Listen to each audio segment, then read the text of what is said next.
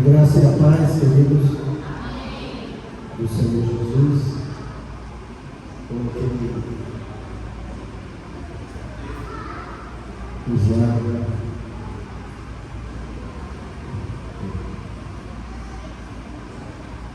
Bem, meus queridos, nós vamos fazer uma oração pedindo que Deus venha falar conosco, nos ensinar através da sua palavra, de que o Espírito Santo venha nos direcionar, nos dirigir,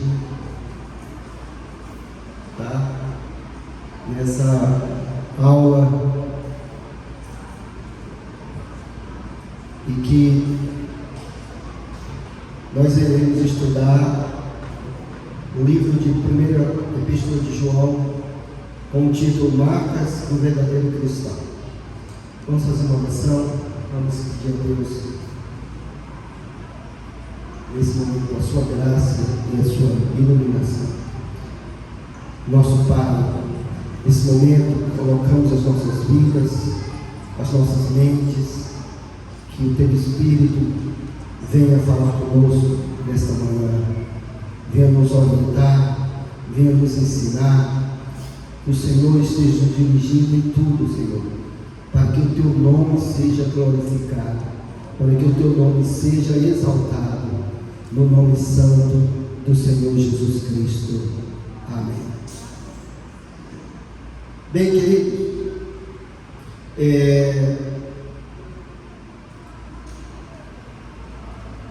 antes de falar do assunto da revista, eu queria dar uma dica aos professores para o sentido didático e pedagógico da revista. Os professores levantem a mão para saber aqui, certo? E a minha dica é que, primeiro, quem escolheu a revista foi muito feliz, foi abençoado mesmo por Deus, dirigido por Deus, que é uma revista excelente, um estudo excelente. E a minha dica aos professores é que a revista é muito bem explicada, muito bem dividida, e a minha dica é que vocês façam uma pedagogia ativa, que divida os irmãos, que eles leiam, que deixem que eles construam esse conhecimento, e os irmãos estejam somente orientando.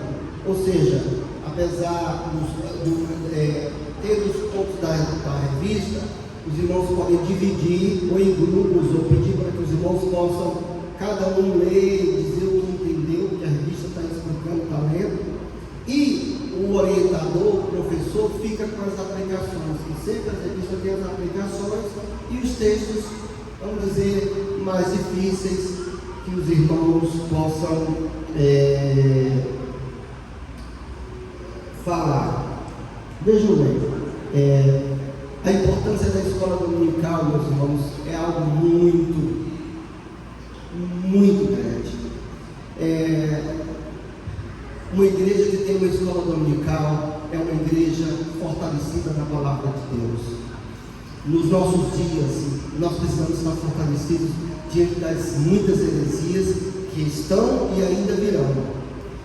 Eu me lembro de um dia, eu fui a uma igreja, um colega meu, que era pastor da primeira igreja presbiteriana de João Pessoa, e eu fiquei numa sala de aula. Eu era visitante, eles me colocaram numa sala de aula e eles foram se apresentando. Minha gente, eu fiquei impressionado. Só desembargador, advogado, juízes, mas todos ali aprendendo a palavra de Deus, como crianças aprendendo a palavra de Deus. Porque diante da palavra de Deus, meus irmãos, todos nós precisamos. Eu quero confessar para vocês que eu aprendi muito com os irmãos, com as opiniões dos irmãos, nos grupos de escola dominical. Muita coisa que Deus abriu minha mente, que vamos dizer, as suas opiniões, as suas falas foram muito importantes. Então, não falte a escola bíblica dominical, é muito importante. Amém? Bem, foi-me dada uma análise da revista no sentido geral. Então, eu vou me preocupar, prestem atenção, com cada lição, os versos mais polêmicos e mais difíceis. Amém? Porque esses versos precisam de uma interpretação mais complexa, precisam conhecer o original. Então, é importante que eu fale daqueles textos mais difíceis, e a proporção que eu falo dos textos vai falar da essência do que João realmente queria falar. Eu vou primeiro falar do contexto da epístola, que o autor fala muito bem da introdução, e eu não vou me dedicar a algumas coisas que ele já falou nas lições, mas apenas alguns textos de cada lição que nós precisamos aprender e que são mais difíceis de compreensão. Amém? Então, a proporção que eu estiver explicando, os irmãos têm toda a liberdade de fazer uma pergunta, de perguntar, de questionar. Certo? Levanta a sua mão, você tem toda a liberdade. Eu esqueci meu laser, todo professor tem laser, eu gosto, né? E aí a proporção que eu estiver ensinando, tá? Então nós vamos primeiro ver o contexto da epístola, para depois nós entrarmos nas lições, para que os irmãos entendam. Meus irmãos, todo texto precisa de um contexto. Nós nunca vamos entender um texto se nós não entendermos o contexto, principalmente o contexto histórico, porque existem vários tipos de contexto: o contexto histórico, cultural, e o contexto chamado contexto textual, contexto imediato. Então, antes de nós conhecermos um texto, nós precisamos conhecer o contexto, porque quando nós conhecemos o contexto, nós vamos entender melhor. Outra coisa importante, irmãos, os irmãos devem trazer sempre caneta, lápis nos estudos bíblicos, até na escola dominical. Isso é muito importante mesmo. Um texto que você faz um esboço, escreve, certo? Isso é muito importante para que os irmãos possam em casa fazer uma pesquisa maior, certo? E estar sempre ali como os crentes bereanos. Então vamos ver primeiro o contexto dessa epístola. Pode passar, bem. O contexto da epístola é esse aí. O conflito da guerra judaica nos anos 66, e muitos cristãos foram mortos pelo imperador Nero. Nos anos 66 começou o conflito com Jerusalém. Uma rebelião aconteceu. E isso foi desencadear nos anos 70 com a destruição de Jerusalém. Mas nos anos 66 começou, e muitos cristãos foram mortos pelo imperador Nero, inclusive o apóstolo Paulo e o apóstolo Pedro. Eles foram mortos diante desse governo. Então João, ele seguiu para a região de Éfeso, e ele era chamado de o presbítero. A palavra presbíteros, em grego, quer dizer ancião.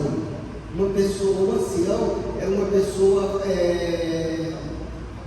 supervisor, ou seja, aquele que é maduro. Então, João, como ele foi para a região de Éfeso, e os cristãos estavam morrendo, inclusive, vamos dizer, os cristãos líderes da igreja morreram, como Tiago, o irmão do Senhor, meu irmão do Senhor, o apóstolo Paulo, o apóstolo Pedro. Então, João foi para a região de Éfeso, onde ele depois foi pastor, e lá, certo, ele era chamado de um presbítero, um ancião.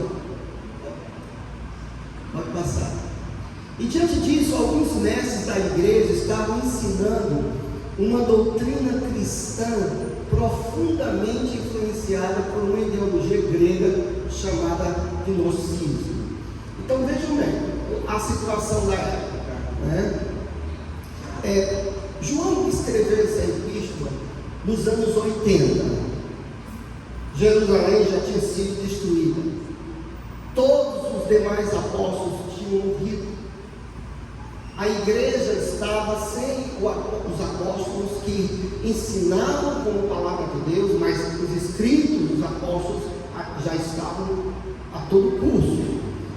O único apóstolo vivo era o apóstolo João. Nos anos 80, então, ele na região de Éfeso, a igreja estava sem os apóstolos de Cristo e começaram, por causa da perseguição, a vir falsos mestres com uma ideologia misturada com o cristianismo, que era o chamado gnosticismo. A palavra gnosticismo vem de uma palavra grega, gnosis, que quer dizer conhecimento prático, conhecimento vivenciado. Então, pode passar. Então, vamos ver um pouco do gnosticismo para que nós entendamos tanto o Evangelho de João como as epístolas, principalmente as epístolas. Primeiro, o gnosticismo dizia que a matéria é má. A base deles é a matéria é má e não foi criada por Deus. Eles diziam que tudo que é matéria não foi criado por Deus. Olha só a situação. E o espírito é bom. O espírito é coisa boa, mas a matéria era má. Ora, como consequência disso, pode passar, eles negavam o que, gente? A encarnação de Cristo. Eles negavam profundamente que Cristo se tornou carne, porque eles diziam que a matéria era má, a carne era má. E como é que pode que Deus se tornasse carne? Então eles não aceitavam a doutrina da encarnação. Ao mesmo tempo, eles negavam a divindade de Cristo. Era uma doutrina muito estranha. Quando eles diziam, inclusive, um herege chamado Seim, ele dizia o seguinte, que o Cristo veio no batismo, como se fosse uma coisa mística, o Cristo veio no batismo e ele saiu na crucificação. Então, se Cristo veio no batismo e saiu na crucificação, eles faziam uma dicotomia das naturezas de Cristo. Cristo não era totalmente humano, ele não era totalmente humano, como também não era Jesus Cristo não era totalmente Deus, porque Deus não poderia ser realmente uma carne. Ele não poderia ter se tornado carne. Apenas o Cristo veio no batismo e saiu na crucificação. Aí, gente, nos nossos dias tem uma heresia parecida com isso. Porque alguns dizem assim, olha, como foi que Jesus Cristo, quem foi que morreu na cruz? Alguns, foi o Jesus homem ou Jesus Deus? Vocês sabem? Quem morreu na cruz? Quem foi tentado no deserto? Foi o Jesus homem ou Jesus Deus? Quem ressuscitou Lázaro? Foi o Jesus homem ou Jesus Deus? Você sabe? Se alguém perguntasse. Quem morreu na cruz? Foi o Jesus homem ou Jesus Deus? Vejam como essa doutrina gnóstica às vezes tem a tendência. Eu já vi alguns mestres ensinarem isso. Quem morreu na cruz foi o Jesus homem. Quem estava ali no Getsemane foi o Jesus homem. Não, gente. Nós precisamos entender que jamais, repita comigo, jamais nós podemos separar as naturezas de Cristo. Quem morreu na cruz foi o Deus homem. Quem foi tentado foi o Deus homem. E o Verbo se fez carne e habitou entre nós. E e vimos a sua glória, glória como unigênito do Pai. Foi o Deus se fez carne verdadeiramente. E por isso nós vamos entender o primeiro verso, que é tem um pouco de controvérsia, mas aí eu trouxe o texto grego para analisar os amados. Eu sei que os irmãos são tema, mas eu preciso analisar dessa forma que os irmãos possam entender, tá? Pode passar. E aí ele dizia o seguinte, que a salvação vinha de um conhecimento oculto que apareceria de alguma forma que eles chamavam de luz. Luz é conhecimento, sempre foi o sentido de conhecimento. Então ele dizia o seguinte, é parecido com hoje em dia também, porque eles não criam na revelação da palavra de Deus. Eles criam que alguém apareceria, seria um oráculo, que traria um conhecimento específico, que eles chamavam esse conhecimento de luz, certo? E esse oráculo eles chamavam de unção. Pode passar. Então esse oráculo eles chamavam de unção. Aí nós vamos entender alguns versos do apóstolo João, né? Então esse oráculo que falava das coisas reveladas é unção. Hoje em dia não existe isso, gente. As pessoas não se contentam com a palavra de Deus, né? Tem uma mulher que ela vai todo mês ao inferno, e ela diz quem está lá, diz quem não está, é isso, né? Tem uma senhorinha que ela diz que vai para o inferno. Ela até brinquei, a senhora, ela está muito familiarizada com o inferno. Um dia ela vai para lá de vez, né? Então preste atenção, as pessoas não se contentam, é a revelação do céu, né? Eu fui para o céu. Aí ele começa a contar como doutrina. Olha, eu fui no céu e vi todo aquele que joga futebol lá no inferno. Aí outro diz, eu fui para o inferno e vi as mulheres que usam batom. Só engraçado, eles só veem no inferno as pessoas que a igreja deles acham que não são crentes. Eu nunca vi alguém dizer, eu tive uma revelação no inferno, que ouvi as irmãs que falam muito com a língua grande. Não tem isso, não tem.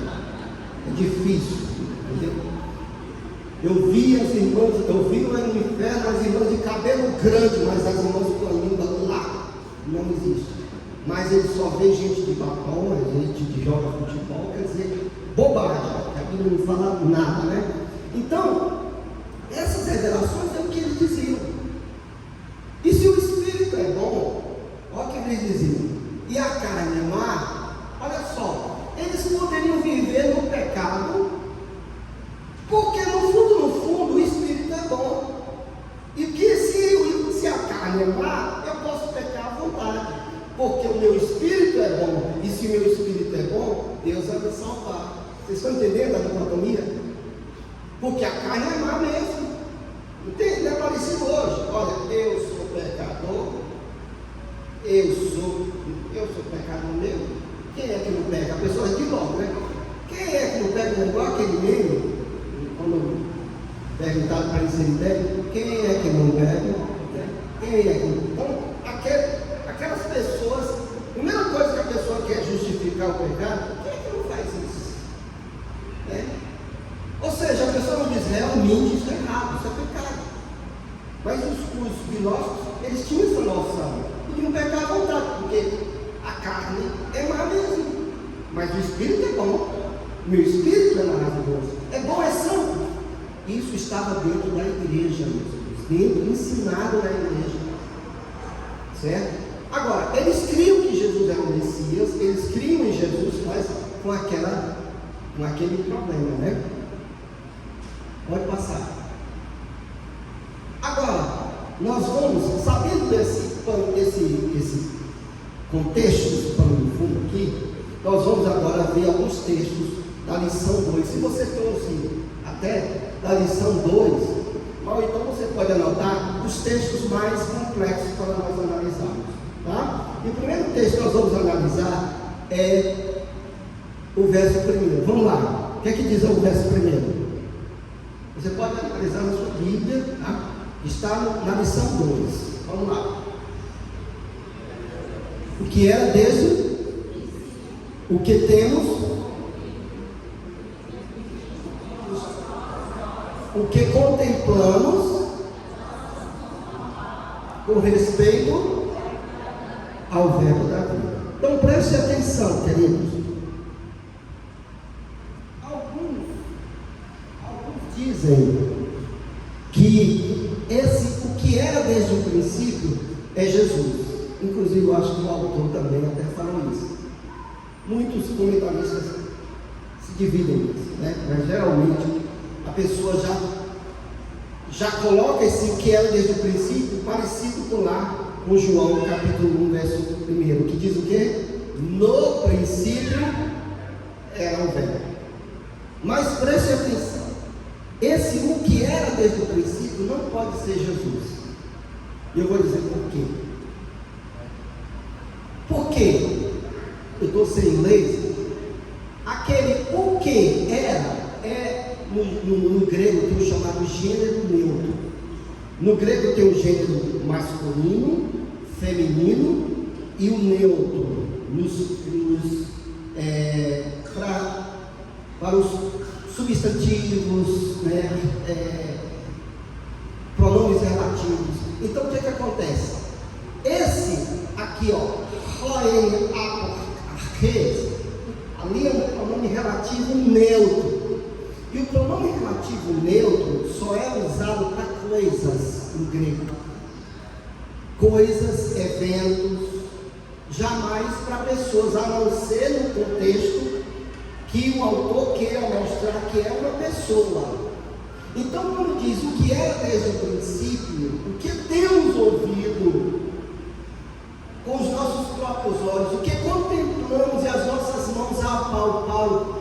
Vejam bem, ele não está falando aqui era o verbo da vida, não. Ele está dizendo com respeito.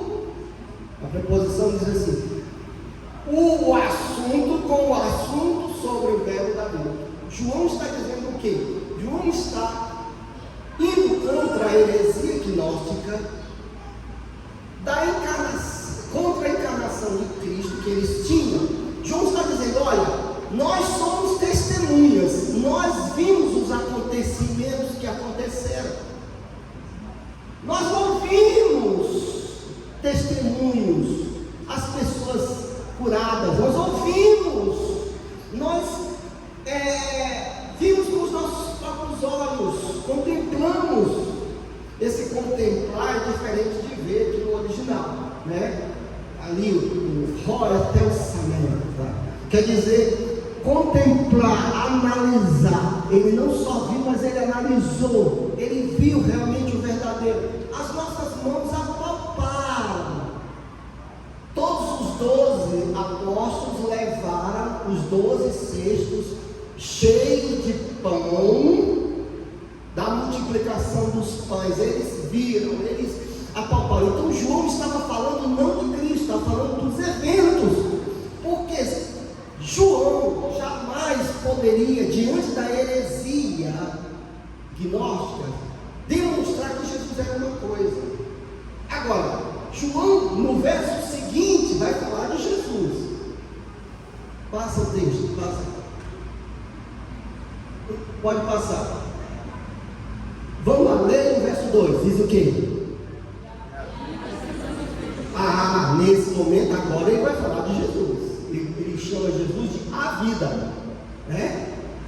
E a vida se manifestou e nós a temos. Agora ele está falando de Jesus. Antes ele falou dos eventos. Nós somos testemunhas que esse Cristo é um Cristo realmente que esteve na terra. É um Cristo vivo, um Cristo que se tornou carne. Agora ele diz: olha, a vida se manifestou e nós a temos visto, e dela damos. Agora está falando de Jesus no verso 2. E vos anunciamos a vida eterna, a qual estava com o Pai e nos foi manifestada, né? E nos foi manifestada. Então, ele agora está falando de Jesus Cristo, mas no primeiro verso ele está falando dos eventos o que aconteceu para demonstrar contra exatamente o gnosticismo que dizia que Jesus não tinha se tornado carne, não tinha ter uma vida normal como a nossa. Inclusive, meus irmãos, por isso que João coloca Jesus, o primeiro milagre de Jesus, a multiplicação da água em vinho, num casamento. Porque João queria mostrar que Jesus tinha uma vida comum na Palestina, que ele interagiu na Palestina. E olha, irmãos, depois faça uma pesquisa como era o casamento judaico. O casamento judaico não tinha nenhuma ação aparentemente religiosa. Não tinha o casamento judaico. Não tinha. Era danças, era celebração. O noivo depois pagava o dote para o pai da noiva, depois ia buscar a noiva para ficar com ele na casa do pai. Então, ali havia uma celebração. Eu sinceramente, eu não vejo Jesus no casamento dessa forma assim. E aqui está bacana demais. E aqui também está Pedro, você quer estar aí? Jesus era uma pessoa comum na Palestina. As aldeias, todos conheciam o filho da irmã Maria, e por isso ele foi convidado pelos discípulos. E lá ele fez o primeiro milagre e a glória de Deus. João estava indo contra exatamente o gnosticismo, demonstrando que porque os gnósticos tinham uma vida ascética, ou seja, uma vida retirada, com os escritos dos essênios, que eles ficavam retirados no deserto por causa que eles queriam se santificar. João disse, não, ele tinha uma vida comum, mas era diferente. Ali no casamento ele manifestou a sua vida. Então esse texto é um texto que nós poderíamos falar na lição 2. Pode passar. Agora vamos à lição 3. Vamos ver os textos difíceis da lição 3, que é o verso 8, que diz assim: se dissermos que não temos pecado nenhum, a nós mesmos nos enganamos e a verdade não está em nós. O que os irmãos entenderam que não temos pecado? Eu queria alguém que falasse. Se dissermos que não temos pecado, para vocês terem uma ideia como é importante explicar sobre esse texto. O que os irmãos entenderam? Está errado. Essa expressão, temos pecado, o que se entende? Você falou corretíssimo. Mas o que se entende? Temos pecado. Não é verdade isso. Mas o verbo, temos pecado, não dá a entender uma ação contínua? Sim ou não? Só, queridos, que, vejam bem, você sabe por quê? Porque na tradução, o autor colocou o verbo ter mais o particípio. E o verbo ter mais o particípio é uma conjugação de verbo na língua portuguesa composta, que é o pretérito perfeito do indicativo dos verbos compostos. Eu tenho, tu tens, ele tem, nós temos, vós tens, eles têm. Tem pecado, o verbo ter ou o verbo haver, mas no original não é isso, é exatamente o que o irmão falou ali. Ali, se dissermos que não possuímos pecado, seria a melhor tradução. Então, aquele que diz, porque dá a entender o seguinte,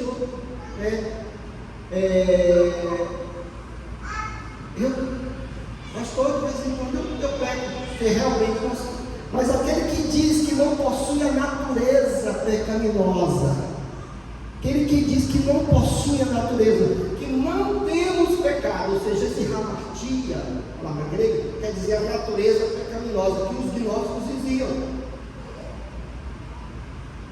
Eles diziam que o Espírito era bom. Aí João diz, aquele que diz que não tem essa tendência para o pecado, não possui, não é temos pecado. Embora que outros textos nós vamos ver que realmente é a prática do pecado, nós vamos ver, mas aqui é possuir. Por isso é importante nós sabermos sobre esse texto, no capítulo 1, do verso 8, né? Não possuímos pecado, ali ó, né? Não possuímos, não temos, é no sentido de possuir, tá? Alguém deixou de entender? Vamos para o próximo, lição 4 agora, a lição 4. Na lição 4, nós temos aí, esse texto aí, né? João capítulo 2, verso 2. E ele é, todos juntos, a propiciação pelos nossos, e não somente pelos nossos próprios, mas ainda pelos do mundo inteiro. Vejam bem.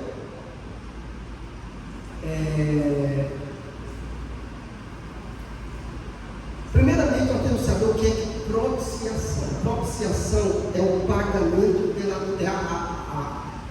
amenizar a ira, para que Deus não julgue, para que Deus não use toda a sua justiça. Então, quando se diz que Ele é a propiciação pelos nossos pecados, não somente pelos nossos próprios, mas ainda pelos do mundo inteiro, nós temos que entender o que significa esse mundo inteiro. E o autor da revista explica muito bem, eu achei muito interessante quando ele explica o que significa esse mundo inteiro. Mas nós precisamos entender que esse mundo não é cada pessoa do mundo. Nós precisamos entender o contexto quando acontece essa palavra mundo. E um dos exemplos é exatamente capítulo 4, verso 1, né? Eu não baixo um pouco aqui, mas precisamos entender o seguinte: esse mundo inteiro significa pluralidade, significa pessoas de todo o mundo. Não existe etnia ou país que alguém possa dizer, porque os judeus eram muito, os judaizantes, eles achavam que era somente para o judaísmo, certo? Os hereges, eles diziam que eram somente os iluminados, somente os gnósticos, é só aqueles que eram iluminados. Aí João disse, não, né? Ele é a propiciação pelos nossos pecados, não somente pelos nossos próprios, mas ainda pelo mundo inteiro. E aí no verso, João ainda fala, para mostrar que a palavra mundo, ela não significa cada pessoa. Nós vemos aqui, vede que grande amor nos tem concedido o Pai, a ponto de sermos chamados filhos de Deus, e de fato somos filhos de Deus. Por essa razão o mundo não nos... Esse mundo aqui não pode ser cada pessoa, porque senão nós estaríamos incluídos. Concordam comigo? Sim ou não? Vocês estão entendendo? O mundo não conhece, esse mundo não é um sistema, porque está falando do verbo conhecer, está falando de pessoas. O mundo não os conhece. E se o mundo fosse cada pessoa, nós estaríamos incluídos nesse mundo. E é impossível no texto. Porque ele diz que somos filhos de Deus, o grande amor tem nos concedido o Pai, e por essa razão o mundo não nos conhece. Então, é uma demonstração que a palavra mundo, cosmos, ela tem que vir com o seu contexto. Ela tem que vir com o seu contexto, certo? É como se alguém dissesse assim, você falou isso no seu trabalho? Você falou isso no seu trabalho? Não, eu falei para todo mundo. É claro que ele não falou para cada pessoa. No contexto, ele falou para todos aqueles que ouviram, puderam ouvir. Certo? O sentido é esse. Pode passar. Vamos então vamos à lição 6. E quando os irmãos tiverem dúvidas, os irmãos podem perguntar, tá bom? Na lição 6, nós temos aí João falando do anticristo, né? Que diz aqui: filhinhos, já é a última hora. Quando ele fala última hora, fim dos tempos, é o período de Cristo até a sua volta, tá? É a última hora que ele diz, é muito usado como hora, fim dos tempos, é a última hora. E como vistes que vem o anticristo. Então, notem que antes de João dizer sobre os vários anticristos, ele diz que esse anticristo vem. O sentido é futuro também, né? O anticristo vem também. Agora, muitos anticristos têm surgido pelo que conhecemos que é a última hora. Ou seja, nós vamos depois ver que João dá a característica do anticristo. E a característica do anticristo é exatamente atingir a pessoa de Cristo.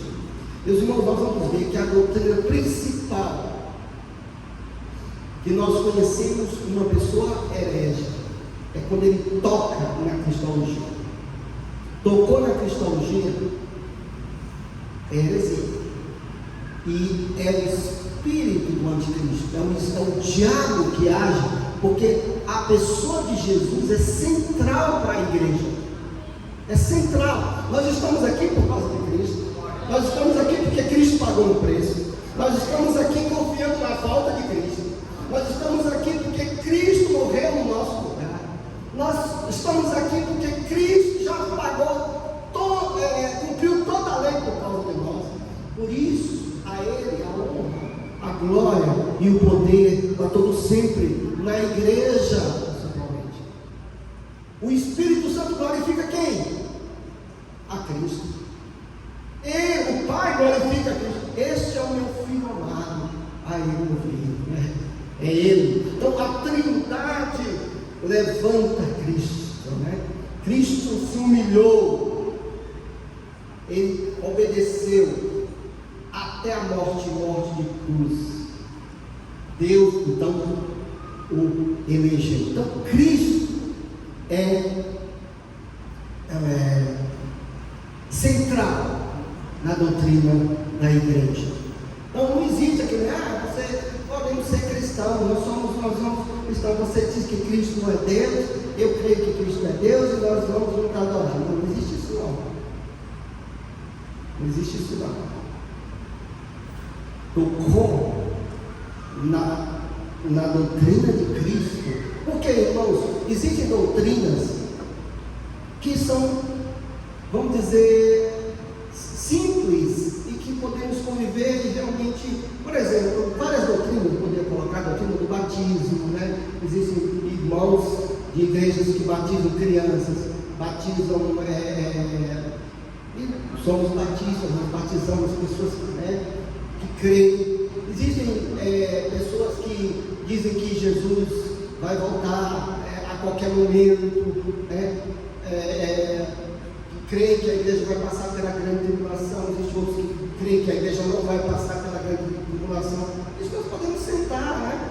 Existem irmãos que creem que igrejas que creem que podem cooperar para a salvação, outros creem na soberania de Deus, né? A igreja reformada. Mas isso nós podemos até sentar, conversar, mas tocou na natureza de Cristo, não é a benção, é heresia mesmo. É o diabo que está por trás ali.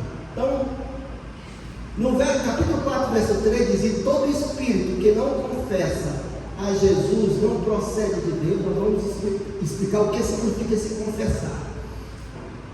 Não procede de Deus, pelo contrário, este é o espírito do anticristo. Olha só, a respeito do qual tendes ouvido que vem e presentemente já está no mundo. A palavra anticristo quer dizer aquele que vai contra Cristo, não somente aquele que substitui Cristo, aquele que vai contra Cristo. O alvo do anticristo, o alvo do diabo, queridos, é a pessoa de Jesus Cristo. é quem eles têm ódio, é quem eles querem distorcer, é quem eles querem que nós não aprendamos sobre Cristo. E diz o apóstolo Paulo que o Deus deste século, que é Satanás, cegou o entendimento dos incrédulos, para que não lhes resplandeça a glória do Evangelho, que é a glória de Cristo. Então nós precisamos entender que vem o anticristo, apesar de vários anticristos. Por que João está dizendo isso? Porque o que estava por trás daqueles imperadores era exatamente negar a pessoa de Jesus Cristo. Por quê? Por isso que Paulo, quando diz, se alguém confessarmos Jesus Cristo como Senhor, será salvo. Porque naquele tempo nem todos podiam confessar Jesus como Cristo. O Senhor era somente César. Ninguém poderia confessar em Roma, por exemplo, porque o imperador também era um Deus, ele era adorado. Então, para alguém dizer que Jesus Cristo é Senhor naquela época, era arriscar a vida. Arriscar a vida. É como nos países comunistas hoje, na Coreia do Norte, na China comunista, nos países comunistas, você não pode de forma alguma dizer que há um Senhor acima de tudo, porque você corre risco de morrer. Vai passar. Então João ensina que virá o anticristo, e o nome é exatamente a principal característica dele, como eu falei, é contra Cristo, e ele descaracteriza Cristo e sua obra na cruz.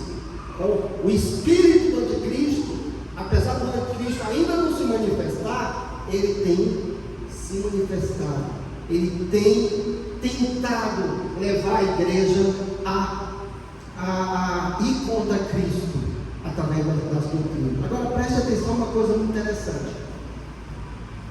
O diabo, ele sabe que a igreja fala o nome de Jesus, aprende sobre Jesus, mas uma das tarefas do diabo é descentralizar Cristo da igreja. Se vocês observarem na igreja de Laodiceia, o texto diz, capítulo 3, verso 20, diz assim: eis que eu estou à porta e, se alguém ouvir a minha voz, eu entrarei, cearei com ele, e ele. Muitas pessoas usam esse texto para uma pessoa descrente, como se Deus dissesse assim: ei, eu quero entrar na sua vida, por favor, deixa eu entrar. Aí a pessoa: deixa não, tá bom, desculpa. Aí Jesus disse: oh meu Deus, eu não quis, estou frustrado. Meu irmão, operando o Senhor, quem impedirá? O apóstolo Paulo, em Romanos 9, diz: não é de quem quer, não é de quem faça o bem, é de Deus usar a sua misericórdia. Quando Deus abre os olhos de uma pessoa, ele vai querer o Senhor, sim. Agora presta atenção, ali Jesus está falando para a igreja, não é para descrente, é para a igreja. É porque aquela igreja que se dizia rica, Cristo não era mais o centro dela, não tinha mais intimidade com Cristo, Cristo já não era mais pregado. E hoje em dia nós temos muitos coaches. A igreja virou um lugar de coaching. Ninguém vai lá e não vai aprender sobre Cristo, eu vou aprender sobre a sua obra, eu vou aprender sobre Deus, eu vou aprender sobre o Espírito Santo. Não. Hoje em dia a igreja aprenda como ser rico, aprenda como você tratar das tristezas através de um bom procedimento institucional. Aí as pessoas pagam dinheiro para essas reuniões de coaches, que eles começam a falar palavras bonitas, sendo, meus amados irmãos, que nós temos a palavra de Deus que diz que toda a Escritura é inspirada por Deus e é útil para o ensino, para a instrução na justiça, para a disciplina na verdade. Nós temos a palavra de Deus, nós temos a igreja, nós temos, meus amados, e as pessoas estão trocando isso. Hoje em dia, os jovens, para ir para a igreja, tem que ter, sei lá, um ringue. Você sabia que tem igreja que tem um ringue? Para as pessoas lutarem luta livre, para chamar os jovens, tem que ter uma coisa diferente. Vamos pintar as paredes aqui de preto. Ou então vamos fazer isso, porque os jovens vêm, né? O jovem não deve ser atraído pela palavra de Deus, não. Ele tem que ser uma coisa diferente. Porque senão eles não vêm para a igreja. Eles gostam de coisa diferente. Meus irmãos, uma pessoa que não é atraída pela palavra de Deus, pela adoração a Deus, essa pessoa não vem buscar Deus. Nós não estamos, meus irmãos, num clube social. Nós não estamos num show onde as pessoas são o centro. Nós estamos na igreja de Jesus Cristo, onde Ele está presente e Ele precisa ser adorado. Eu fui jovem, eu ia para a igreja, nos cultos de jovem, era estudo bíblico, era a palavra de Deus, era um estudo sobre namoro, estudo sobre... E hoje em dia, meus irmãos, nós vemos, eu estava vendo que no culto de adolescentes, uma determinada igreja, fizeram um tipo de coisa, sei lá, absurda que vocês viram os adolescentes fazerem. Chamar adolescente. Meus irmãos, a espada do Espírito é a palavra de Deus. De que maneira poderá o jovem guardar puro o seu caminho? Disse o salmista no Salmo 119, observando segundo a sua palavra. Porque quando ele estiver lá na universidade e o professor falar uma heresia, o professor ateu falar uma heresia, ele não vai se lembrar, ele não vai se lembrar das brincadeirinhas, das paredes pretas, não, ele vai ter que se lembrar da palavra de Deus, ele vai ter que estar firme na palavra de Deus, ele vai ter que dizer, não, a palavra de Deus diz isso, e pronto. Vocês estão entendendo? Pode passar. João 2,23. Todo aquele que nega o Filho, esse não tem o Pai. Aquele que confessa o Filho tem igualmente o Pai. E eu preciso explicar o que significa esse confessa. Porque às vezes o diabo pode confessar alguma coisa, né? O diabo, uma pessoa endemoniada pode confessar, né? Mas o que João está dizendo com o verbo grego homologel, que é confessar, né? Homologel é muito mais do que confessar, é estar convicto e ensinar até, é estar convicto e passar para outras pessoas isso. E a base é exatamente Atos 23:8. O que diz aí? Pois os saduceus declaram não haver ressurreição. Os irmãos devem saber que eles não só declaram, eles ensinavam isso. Nem anjo, nem espírito, ao passo que os fariseus, o quê? É o mesmo verbo, admitem todas essas. Então esse admitir aqui, que os fariseus, eles não somente confessavam, que admitiam, mas alguém que tem a mente, né, vamos dizer assim, a convicção, tá? Eu vou dar um exemplo para vocês. Não tem pessoas que às vezes falam em um momento de raiva, falam alguma coisa e dizem, olha, eu falei só de boca a fora. Não tem essas pessoas? Não tem essa, às vezes não falamos isso, né? Até com os filhos, né? Ô menino, não aguento mais, né? Isso é errado, né? Tem que ter todo cuidado, mas às vezes vem, né? Eu não aguento mais você, né? Meu Deus do céu, se eu não pudesse, se você não tivesse aquilo, mas a gente vê, aí a pessoa vai ver, cara, você realmente quis dizer isso, foi da boca para fora. Então aí, esse verbo não se enquadra aí, é nesse sentido, certo? É nesse sentido.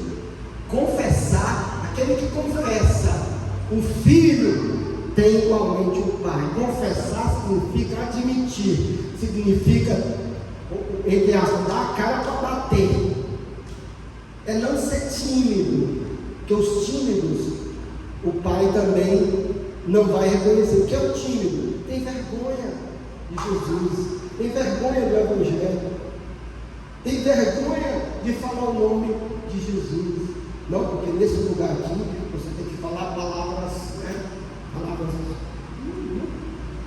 Se nós temos a verdade, meu irmão, nós temos a verdade, nós temos que falar a verdade. A palavra de Deus é a verdade. Amém? Então, essa é a lição 6. A lição 7, nós vemos no capítulo 2, verso 27. Quanto a vós outros, a unção que dele recebestes permanece em vós. O que significa essa unção? Tem um artigo definido. Essa unção significa o Espírito Santo, que João está falando. Porque nós está falando para a igreja. Ele está dizendo, quanto a vós outros, a unção que dele recebesse permanece em vós. Por quê? Porque os gnósticos falavam que eles tinham os oráculos que eram chamados de unção, mas nós já temos a unção, nós já temos o Espírito Santo. Amém, irmãos? João. Aí diz o texto: e não tendes necessidade de que alguém vos ensine, mas com a sua unção vos ensina a respeito de todas as coisas, e é verdadeira e não é falsa, permanecer nele, como também ela vos ensinou. Está falando do Espírito Santo, que ele é a unção, e que nós recebemos a unção, que é o Espírito Santo. Tá? Pode passar. Então existem alguns erros que às vezes as pessoas acham e podem confundir com esse texto, porque diz que nós não precisamos de ser ensinados. Então, primeiro, há um erro, porque dois mais se baseiam em um, que é a pessoa pensar, com base nesse texto, que nós não precisamos de aprender dos pastores e mestres da igreja, porque o Espírito Santo já nos ensina tudo. Já ouviu isso? Quem já ouviu isso? Uma vez alguém falou para mim, disse, olha, você precisa aprender, em determinado lugar, você precisa aprender, ir para a sua igreja, pedir para o seu pastor, estudar, etc. Eu falei. Aí ele disse, não, eu tenho o Espírito Santo, o importante é o Espírito Santo. Aí eu disse para ele, essa Bíblia que você está lendo, está em qual língua? Português. Quem traduziu? Foram pessoas que estudaram para que traduzisse essa Bíblia, para que você tivesse em mãos. E aqui nós precisamos entender que temos tudo que precisamos aprender pela palavra de Deus. É isso que João está dizendo. Que nós não precisamos de ser ensinados por oráculo nenhum, porque os gnósticos dizem isso. Não precisamos de esperar um profeta para falar o que nós temos que fazer. Não precisamos ir para os médiuns. Nós não precisamos ir para os oráculos que os homens têm, porque tudo que nós precisamos saber foi revelado por Deus através da sua palavra. Os irmãos podem dizer amém? É isso que João está dizendo. João não está indo contra os pastores e mestres, até porque Jesus colocou na igreja pastores e mestres para ensinar o seu povo. Passa.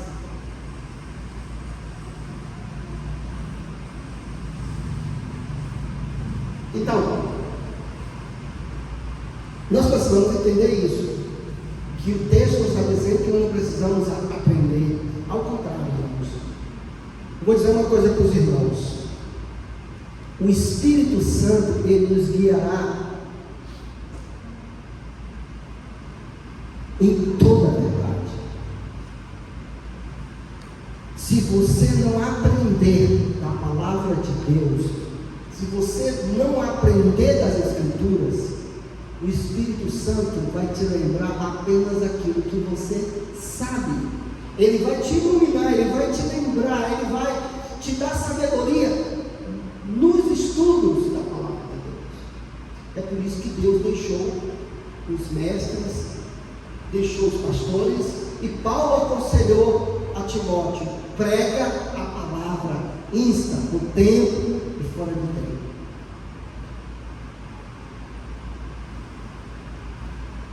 Então vejam bem,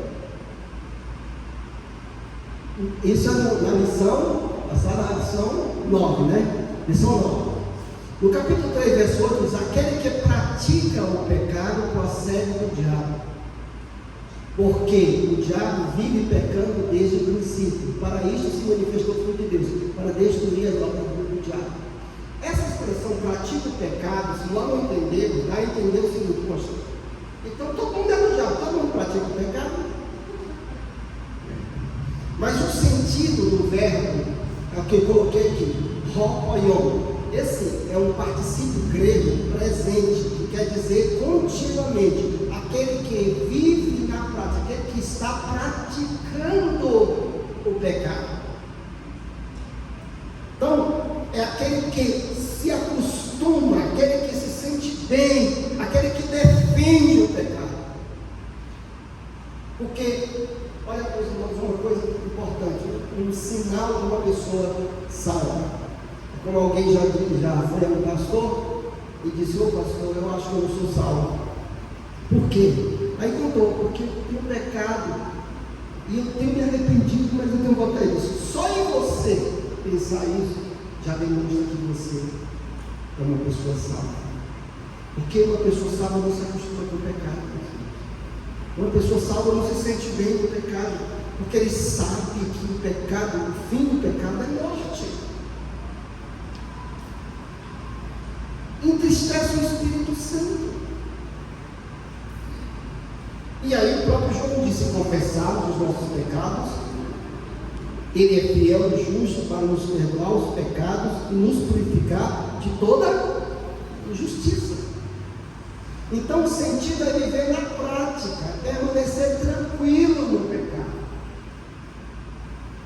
Eu já vi um testemunho de uma pessoa nas redes sociais, e que ele é bem sincero: olha, irmãos, eu quero dizer para vocês que eu vivo numa luta muito séria do homossexualismo, e eu quero dizer para vocês que eu estou numa luta grande, mas admito que Deus está me restaurando, Deus está cuidando de mim, eu estou lutando para não cair. Esse é o pensamento de uma pessoa realmente que teve uma experiência com Cristo, e que a igreja precisa, irmãos, ter o cuidado de abraçar essas pessoas, e de orar por elas, e de estar com elas em momentos difíceis. Agora, uma pessoa que começa a defender o homossexualismo, dizer: isso aí é coisa, né, antiga, né?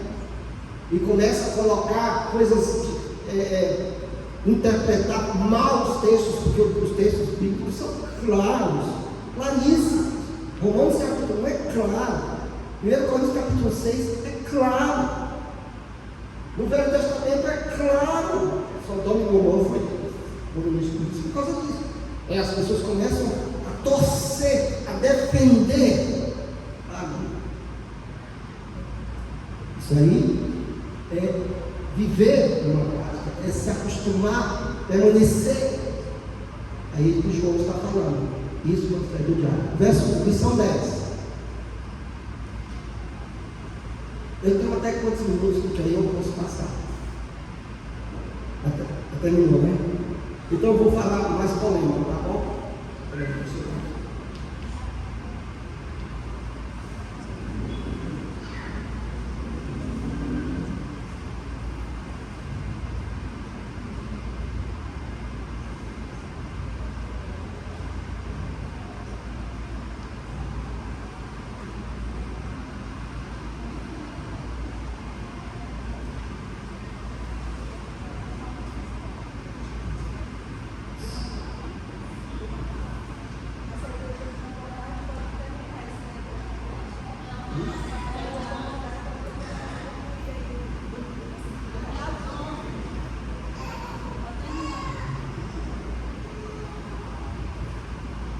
que eu ia falar sobre o pecado do Espírito Santo, contra o Espírito Santo, que muita gente tem dúvida, né? Que João fala, os irmãos às vezes têm dúvida sobre o pecado contra o Espírito Santo. O que é o pecado contra o Espírito Santo? Mas deixa eu dar uma olhada aqui. Tem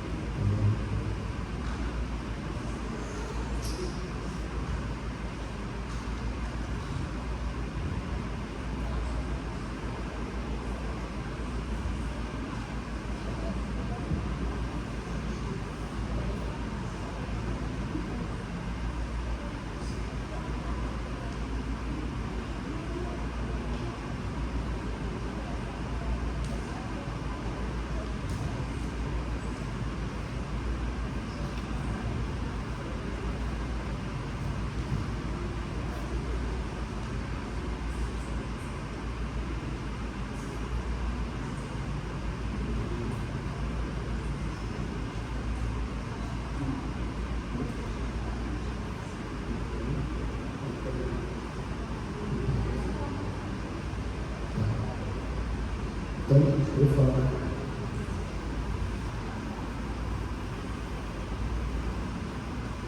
Então, a irmã falou aqui para mim, para dar continuidade.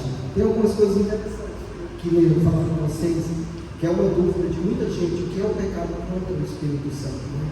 Que muita gente tem dúvida, e João, inclusive, fala que eu vou falar para vocês no texto. E também tem muitos textos polêmicos, por exemplo, aquele 3 que dão um testemunho no céu, muita gente tem dúvida, a água, o sangue, o Espírito, a água e o sangue, e os 3 são unânimes entre si. Então eu queria vos explicar esse texto, realmente precisa ser explicado, e 5:20, onde este é o verdadeiro Deus, que muitas pessoas têm dúvida, quem é este? Se é Jesus Cristo ou se é Deus? Os testemunhos de Jeová dizem que não é Jesus Cristo. Então, eu queria explicar sobre isso, mas para dizer somente pode ser mais um. Esse é o próximo. Não. 10, né? Pode passar. É importante sabermos que diz que o João 3,15, 16, todo aquele que odeia seu irmão é assassino. Então nós já sabemos que o assassino é aquele só que tira a vida de uma pessoa, mas aquele que odeia. Porque tem a mesma motivação da pessoa que mata. Né? Você já ouviu alguém dizer assim, a partir de hoje você não existe para mim? Não tem? É como se a pessoa dissesse assim, eu cortei sua cabeça. Né?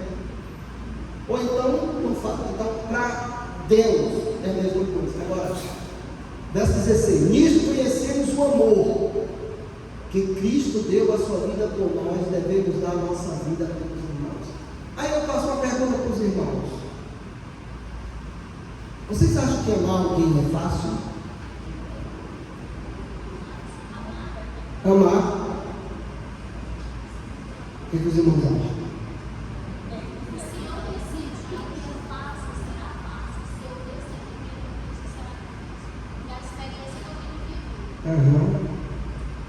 Você sabe por quê, irmãos? Porque o padrão que João deixou aqui para amar o próximo não é tão fácil assim, não. Eu vou dizer para vocês, por isso que é importante que eu falo isso. Porque ele diz: nisto conhecemos o amor que Cristo deu a sua vida por nós, e devemos dar nossa vida pelos irmãos. Esse é o modelo. Cristo deu a vida por nós, nós devemos dar a vida pelos irmãos. Amar uma pessoa, está disposto a dar a vida por ela.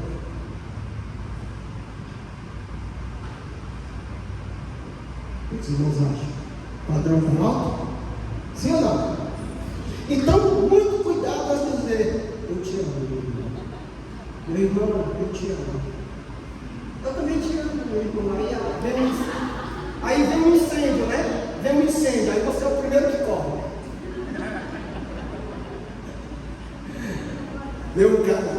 Tem um caso no vídeo que eu vi, dois namorados se beijando. E a gente fala que eles estavam falando alguma coisa bonita para o outro. A garota contando. E ele, de repente, veio dois caras numa moto com arma. Para, perdeu. Aí, olha, meu amigo. O cara deixou a mulher imediatamente, ele só via e a mulher ficou.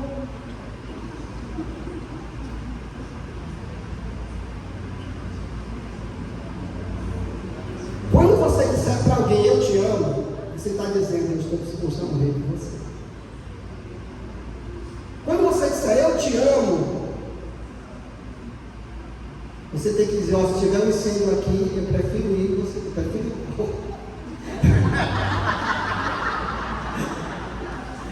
Quando tiver um incêndio aqui, eu prefiro que você vá e eu fique. Se for para escolher, se Deus dissesse assim, olha, eu quero matar um dos dois, quem você escolhe para morrer? Não vai fazer como o Alto da Compadecida, né? Ele primeiro, mas isso é primeiro. Quem você escolhe? Pode me matar, só eu. O homem deve amar a sua esposa, quando tiver um barulho em casa, é ele que tem que ir.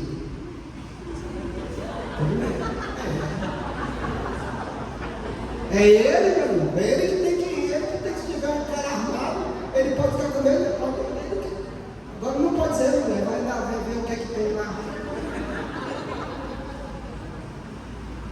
Por isso, marido, amai as nossas mulheres, assim como Cristo amou a igreja. E Jesus diz, ninguém tem maior amor do que este, que dá a sua vida pelo seu irmão.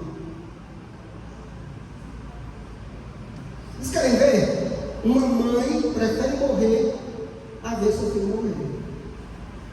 Sim ou não?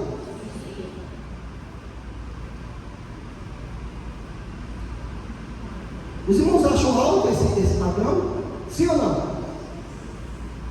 É alto ou não é? Vamos aumentar mais, né? O João aumentou, foi mais. Querem ver? Vamos lá. Coloca aí. A qualidade do amor ao próximo não é baixa, Jesus. É dar a vida até pelo inimigo. Vamos ler, João 4,10. Nisto consiste o quê? Não é que nós tenhamos amado a Deus, mas em que Ele nos amou e enviou o seu Filho como propiciação pelos nossos. Deus prova o seu próprio amor para conosco, em que Ele morreu por nós, sendo nós ainda pecadores. O pecado não ofende a Deus, não, irmãos? Não nos torna inimigo de Deus. Quem é inimigo do mundo é inimigo de Deus. Mas Jesus morreu por nós. Agora, você tem coragem de morrer pelo seu inimigo?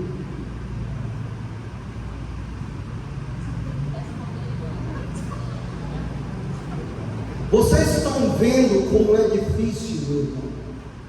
Amar o próximo como a si mesmo não é fácil.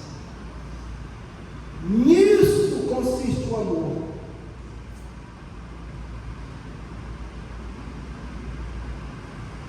Porque morrer com uma pessoa que nós gostamos, meu amigo, é muito. Isso aí você pode até fazer, nós podemos até fazer. Um irmão da igreja, uma pessoa, mas você morrer pelo inimigo. Ah, pastor, ninguém faz isso. Meus queridos, o Espírito, só por isso que é uma das formas de nós conhecermos um falso profeta. É porque só faz isso quem tiver o Espírito Santo. Só ama quem tem o Espírito Santo. Só perdoa quem tem o Espírito Santo. Só alimenta o inimigo, é o que disse Paulo aos Romanos. Não te deixes vencer pelo mal, mas vence o mal pelo bem. Se o teu inimigo tiver fome, Não diz dar de comer com veneno não, né? Dá-lhe de comer. Se tiver sede, e assim colocarás brasas vivas sobre a sua cabeça. Não te deixes vencer.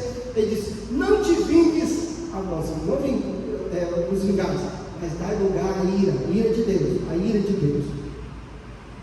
Amar o próximo. Isso consiste o amor.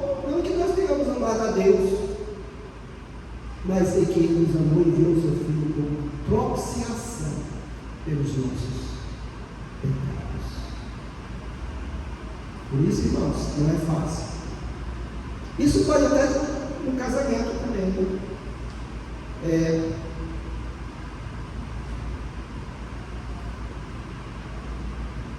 Casal brigou. Dois estão chateados. Um ofendeu o outro. Tem um incêndio. Mesmo assim você morre. Vem o ladrão. Você vai ver, né? Quem é? Não tem aquela história, brigou comigo, o marido brigou comigo, né? Que se vire. Então, o sentido, meu irmão, é amar o próximo. Tem aquele vizinho chato, que até brigou com você, xingou, houve um incêndio na casa dele, não tem como sair.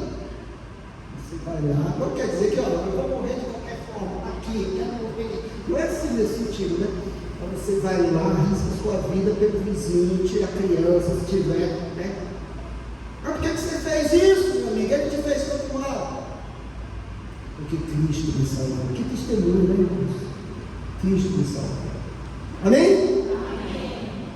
Esse é o amor. Então, quando você vê amor em João, vai uns aos outros. Muito cuidado, irmãos. Muito cuidado em dizer eu te amo, meu irmão, te amo para lá, eu te amo, eu te amo, eu te amo, eu te amo. Muito cuidado. É uma palavra que nós devemos ter muito cuidado em dizer. Né? Te vê hoje em dia, namorados, né? Tem um dia de namoro, como eu te amo, você também eu te amo. Sim, muito cuidado. E aí, queridos, nós vamos ficando por aqui. E se tiver oportunidade, aí nós entraremos naqueles textos mais complicados que aí João fala sobre o pecado contra o Espírito Santo e outros problemas textuais, inclusive de manuscritologia, como o texto do capítulo 5 está cheio. Deus abençoe. Olá para você.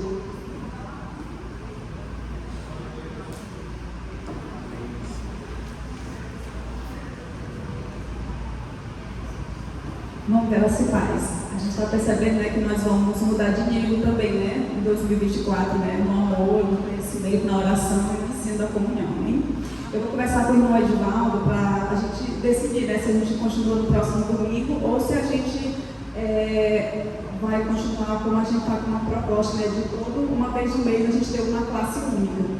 E aí, como a gente já está adiantado aqui até na 11ª lição, e aí com ele a gente vai decidir, né, com o pastor e com o Edivaldo, como que a gente vai seguir esse final do ensino, tá bom? E o outro aviso é sobre o departamento infantil, né? Hoje de manhã tivemos a primeira capacitação desse ano, e à noite nós não teremos sala, né, porque ele está nessa organização de como vai funcionar, e vai funcionar mesmo a partir do domingo que vem, né?